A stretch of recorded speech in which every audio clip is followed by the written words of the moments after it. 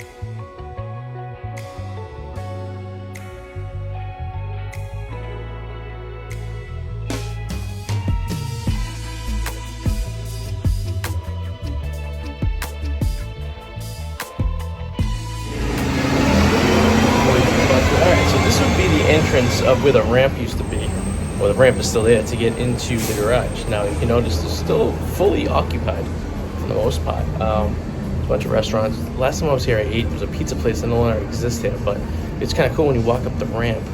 It's basically where the cars would drive, and they pretty much kept the building as a garage and then just kind of modified it to put stores and stuff in there. So it's going to be pretty upset to people in this area because you get the Newbury Comics. It's a very, very Cambridge, especially Harvard Square type place. A lot of cool stores. There's the Pierce and the tattoo place and Newbury Comics and some great places to eat indoors. And it has this really cool retro feel if you notice all the colors that it had in there. It doesn't look like it was touched since the 70s, which is really, really cool. It's kind of frozen in time. But it will be gone soon. When that will happen, I don't know. So if you see, definitely check it out before it's too late and they rip it down. So that's the garage here in Harvard Square, Cambridge, Massachusetts. Check it out. Leave your comments below if you have any memories. Give me a like if you like this video. I'll talk to you guys soon.